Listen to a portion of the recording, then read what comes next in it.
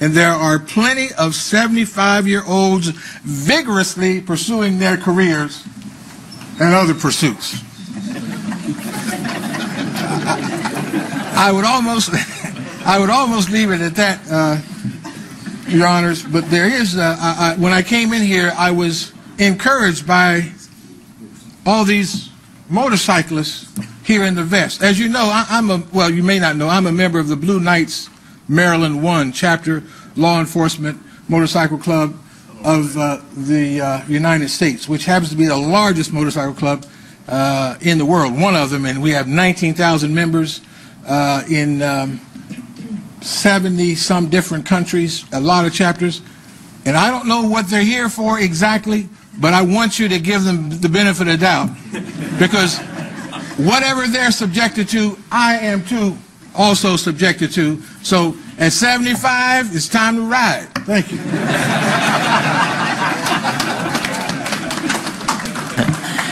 Thank you so much, Judge.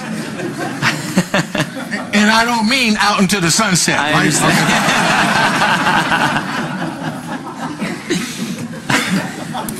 Thank you, Judge. Senator Raskin, thank you for the bill. I'm in complete agreement. I did have one question. I've just been looking through the bill, but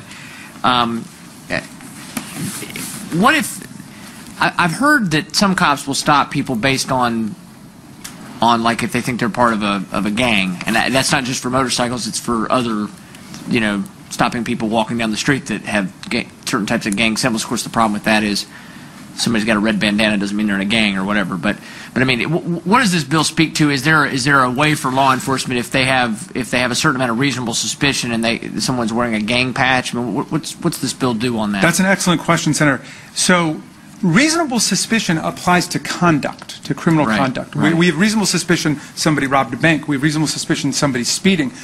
But reasonable suspicion that somebody belongs to a gang is actually not reasonable suspicion. Because they haven't broken the law technically by belonging to a gang. The First Amendment protects the right to belong to different kinds of associations, right? We heard some gruesome testimony in this committee the other day related to different churches, right? And there were allegations these churches were systematically harboring known child abusers for decades. Would we say that somebody who is a member of that church, who is wearing, you know, whatever the habit of that church is, whatever the dress of that church is, could be stopped on the theory that they're associated with an entity that has been linked to a pattern of criminality? So your bill does not address that, then? It leaves that... I think the Constitution addresses it. I mean, there are these cases related to the Communist Party and the Smith Act in the 1950s saying the government could not criminalize the act of belonging to the Communist Party. If a communist commits espionage or whatever, then you've got reasonable suspicion and probable cause. But in America, you can belong to the groups and associations you want under the First Amendment. That's very good. I knew that would be brought up by opposition, so I thought maybe we could discuss it now. Yeah. Now, I mean, the only ambiguity there is if there are reports that a particular gang, corporation, church, whatever, just committed an offense. In that case, this bill wouldn't keep the police from fully looking for that and enforcing that. Okay, great. David Devereaux.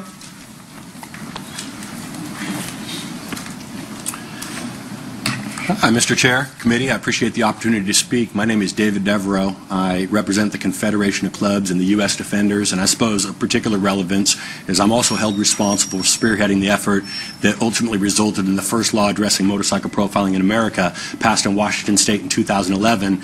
Incidentally, it was unanimously passed by our legislature. I believe that the pattern of evidence that exists in Maryland demonstrate the same problem is occurring here, and I believe that the experience that we had, which is modeled by this legislation, provides not only a highly effective solution, but a cost-beneficial solution, and also one that hasn't affected law enforcement's ability to do their job. I think it's been well established the process of profiling is illegal. It violates the First Amendment. It violates the 14th Amendment. Of particular concern, independent of constitutional issues, are the economic impacts. Law enforcement says, sue us. That's massive civil liabilities that are exposed to the state because of this process, which we already know is occurring, independent of the fact that I think there's an essential question of the gross mismanagement of resources when a massive budget is used for basically a public campaign of harassment. I think the two important things to establish to necessitate this bill are, first, is motorcycle profiling occurring in Maryland, and second, is there a cost-efficient solution? I think the answer to both those questions is an unequivocal yes. In terms of the pattern of profiling, hundreds of motorcycle profiling statements have recently been signed by individuals who are residents and ride motorcycles in the state of Maryland. These range from members of Christian organizations to members of veteran organizations, and they're oftentimes on the side of the road based on a pretext of a traffic infraction for the real reason of wanting to investigate their associations based on the patches that are on their back. An excellent example is the blessing of bikes and has been discussed in length. I think what's also important to realize is that many of these individuals are held at the end of an automatic weapon. It's not just simply presence, but these are felony stops that are being conducted based on traffic infractions. It's not an isolated example. Look at Ocean City in 2014. There's a number of incidents that demonstrate that this is an irrefutable process. Individual Bill Cates was pulled over by 4 officers, including a gang task force officer, for the purpose of issuing a helmet warning. He was held for over half an hour and constantly interrogated about his group membership, organizational affiliations, and what that meant. Once the officers realized that they were being videotaped by a member of the motorcycle community, they immediately disengaged, gave him the warning, and got out of the scene as quickly as they could. I believe it's because they realized what they were doing was wrong. And incidentally, that involved the Maryland State Police as well. Incident the next day in Ocean City.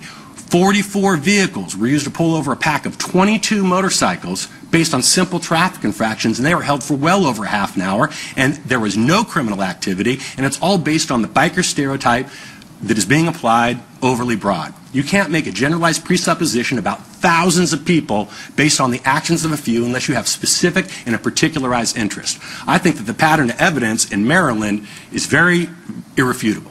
So now the question has to turn to, is there an economic and efficient solution? And I think that the model of this bill, which models Washington State, proves that it has. Since we passed this bill in 2011, motorcycle profiling incidents from a simple policy statement and training have been reduced by over 90% in the state of Washington. In addition to that, it has had zero fiscal impact, which is confirmed by the fiscal note attached to this bill. Moreover, and most importantly, it has not affected law enforcement's ability to do their job. In fact, we passed this bill unanimously. 3 of the sponsors on this bill were active and former law enforcement because they understood that a primary responsibility of the legislature is to manage the relationship between law enforcement and the community. Look what happens when the relationship between law enforcement and the community breaks down. A cursory glance of what's happened in society around America in the last few years should demonstrate that it's an extremely important issue. Remember, one of the things that made this law work in Washington is that we already had an integrated system of profiling policies and training which allow this policy to easily be integrated into the status quo. I think there's no other choice but to affirm SB 727. Thank you very much for your testimony. Appreciate it. All right. Jeff Burns. Good afternoon, and thank you very much for allowing me to speak to you all. My name is Jeff Burns. I'm a motorcycle rights advocate from Washington State. I also represent the U.S. Defenders nationally. I'm here today in support of this legislation and to let you know that motorcycle profiling legislation is effective in stopping motorcycle profiling. It reduces law enforcement's exposure to motorcycle profiling related lawsuits, and this legislation will virtually cost the taxpayers and law enforcement absolutely nothing. During our push for motorcycle profiling legislation in Washington State, one of my primary duties was to build our pattern of evidence through the use of public records requests to obtain law enforcement records such as dash cam video, radio traffic, CAD reports, and police reports. We used these documents to evidence the profiling of motorcyclists by law enforcement because it's most effective to use their own evidence against them. As a motorcyclist was profiled in Washington State, I would get a call and they would request that I would conduct a public disclosure request on for the records involved in their stops. Prior to our profiling law passing in Washington State, I handled approximately 20 to 25 of these requests per month. Since our profiling law has taken effect, I handle approximately 1 request per year. So it's clearly effective. In the state of Maryland, the motorcycle community has had a problem developing an accurate pattern of evidence because agencies like the Ocean City Police Department and the Calvert County Sheriff's Office use the Maryland Public Information Act and the investigation exclusion to refuse releasing records that evidence motorcycle profiling. Over the last 5 years, I've traveled extensively throughout the United States and spoken to literally tens of thousands of motorcyclists regarding motorcycle profiling. And what I can tell you is, with the exception of Hawaii, motorcycle profiling is a national epidemic and it's a national problem. We ride motorcycles for the sense of freedom they give us, but it's troubling when every time you gear up to ride, you have to be worried about being pulled over simply for the way you're dressed.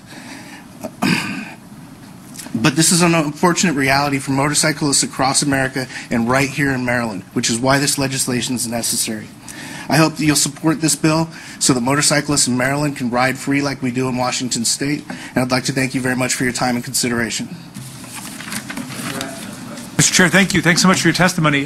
Did you come out just to testify here? Yes, sir. How did you get here? I flew. Oh, okay. Welcome to Maryland. Thanks for being here. Thank you. All right, turning to the opposition, Mike Young.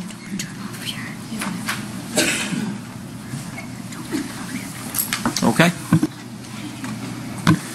Well, that concludes the testimony on Senate Bill 727. We now turn to Senate Bill 721. Senator Reedy.